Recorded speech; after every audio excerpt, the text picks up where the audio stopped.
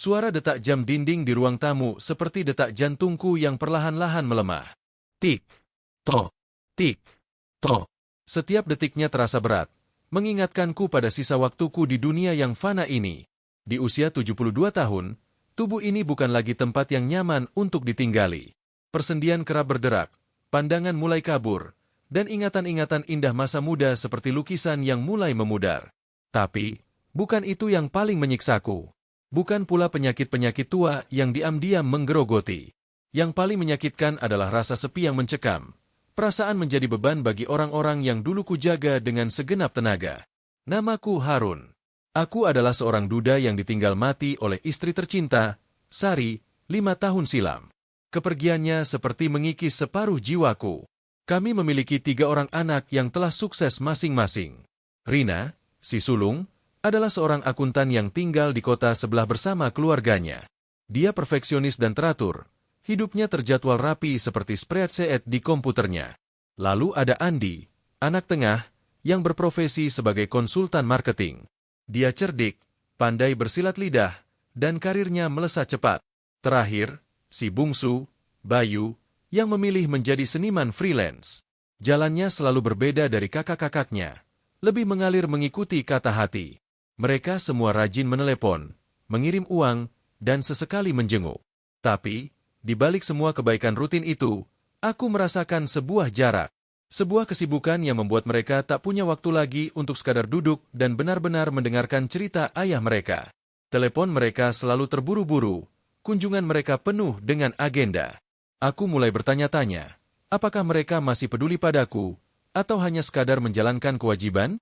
Apakah mereka masih mencintaiku, atau hanya menghormati sisa-sisa sosok tua yang dulu adalah tulang punggung keluarga? Pikiran itu menggerogotiku, lebih parah dari rematik manapun. Hingga suatu sore, ketika aku sedang membersihkan lemari tua peninggalan Sari, sebuah ide gila muncul di kepalaku. Sebuah cara untuk menguji ketulusan cinta mereka. Sebuah drama yang akan kuputar dengan resiko yang tak main-main. Aku akan pura-pura lumpuh. Ide itu seperti bisikan setan, tapi juga seperti jawaban dari doa yang tak terucap.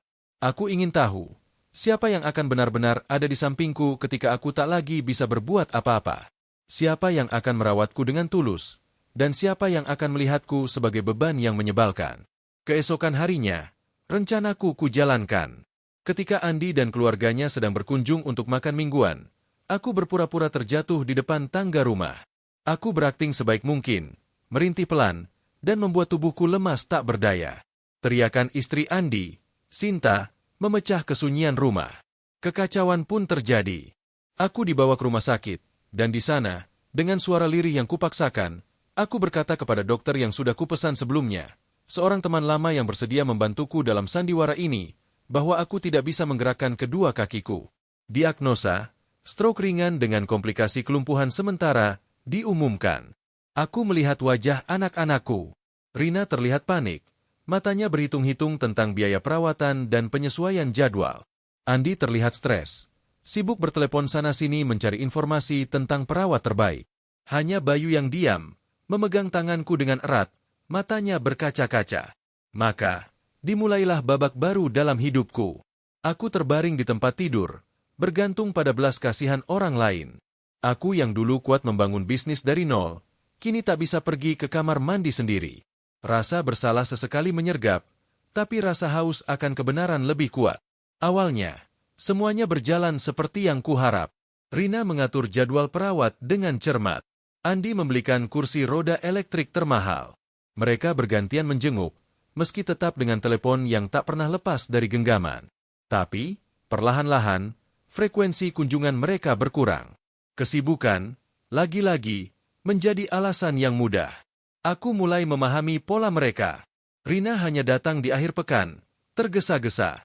Andi bahkan hanya mampir sepulang kerja, kadang tak lebih dari 15 menit. Yang konsisten adalah Bayu. Sebagai freelancer, waktunya lebih fleksibel. Dialah yang paling sering menemaniku, membacakan koran, menceritakan gosip tentang dunia seninya, atau sekadar menonton televisi bersamaku. Dari matanya, aku bisa melihat kepedulian yang tulus, tanpa beban. Tapi, bahkan di balik ketulusannya, ada sebuah rahasia yang tak kusadari. Hari-hari pun bergulir. Sandiwara ini lebih melelahkan daripada yang kubayangkan. Harus berbaring berjam-jam, berpura-pura tidak bisa melakukan hal-hal sederhana, dan terus-menerus berakting. Tapi tekadku sudah bulat. Aku harus tahu kebenarannya. Hingga suatu malam, sekitar pukul 9, perawat malamku, Ibu Siska, sudah pulang karena anaknya sakit. Aku terbaring di kamar, mendengarkan suara hujan di luar jendela. Rumah terasa sangat sunyi dan besar. Lalu, kudengar pintu depan dibuka perlahan. Aku mengenali langkah itu. Itu adalah Bayu. "Ayah, sudah tidur?" bisiknya dari balik pintu. Aku membalas dengan suara lemah. "Belum, Nak." Dia masuk ke kamar. Wajahnya terlihat lelah di bawah cahaya lampu tidu yang redup. "Ayah sudah makan malam?" Ibu Siska bilang dia pulang lebih awal. "Aku tidak lapar, Bayu," jawabku. Perutku sebenarnya keroncongan, tapi aku malas merepotkannya. "Jangan begitu, Yah. Ayah harus makan agar kuat." Dia mendekat dan duduk di tepi tempat tidur. Dia mengelus punggung tanganku dengan lembut. "Tadi aku bawa nasi dari warung dekat rumah. Kebetulan masaknya masih kuah kesukaan ayah, gulai nangka." Dia berdiri dan pergi ke dapur. Aku mendengar suara piring dan microwave. Hatiku hangat. Di antara semua anakku, Bayulah yang paling perhatian dengan hal-hal kecil seperti ini. Dia ingat makanan kesukaanku. Dia yang selalu punya waktu.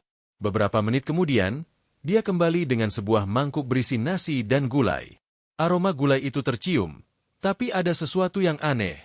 Aromanya tidak segar, agak masam dan tengik.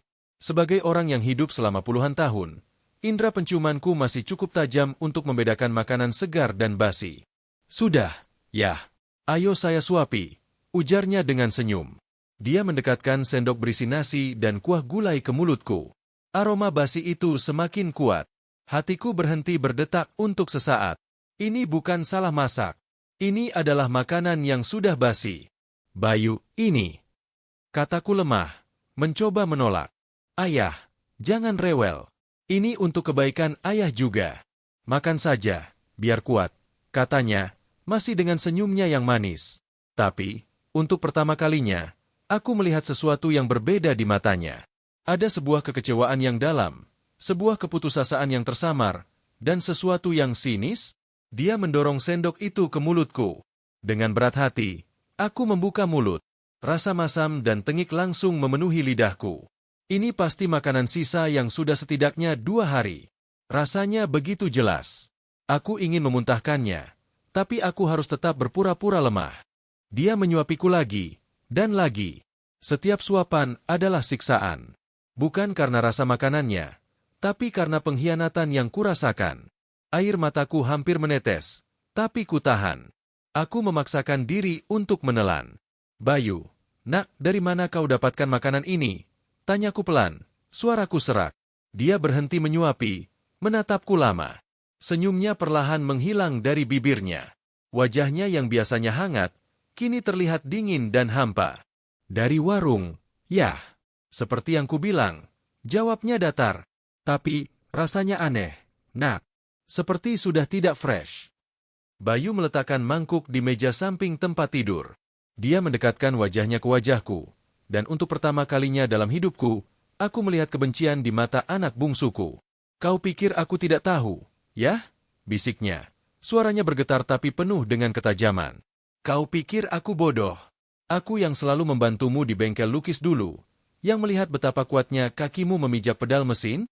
Aku yang tahu setiap ekspresi wajahmu ketika kau berbohong." Dingin menyebar di seluruh tubuhku. Dia tahu. "Aku tahu kau tidak lumpuh, Ayah." Lanjutnya, suaranya semakin lirih tapi menusuk. "Ini semua hanya sandiwara, bukan? Untuk menguji kami? Untuk melihat siapa yang paling peduli? Untuk memuaskan rasa curigamu yang tak berdasar." Aku terdiam, tak bisa berkata-kata. Akting lumpuhku seketika menjadi tidak relevan. Aku terbongkar. "Dan kau tahu apa, Ayah?" Dia melanjutkan. Matanya berkaca-kaca tapi tak ada air mata yang jatuh. "Aku adalah satu-satunya yang benar-benar peduli. Aku yang mengorbankan pekerjaanku, waktuku, untuk merawatmu. Tapi yang kau lakukan justru menguji kami, seolah-olah cinta kami adalah sesuatu yang perlu dibuktikan." Dia mengambil mangkuk itu lagi. Makanan basi ini, ayah, adalah untukmu. Sebuah pelajaran kecil. Jika kau pikir kami adalah anak-anak yang tidak tahu terima kasih, mungkin kau harus melihat dirimu sendiri.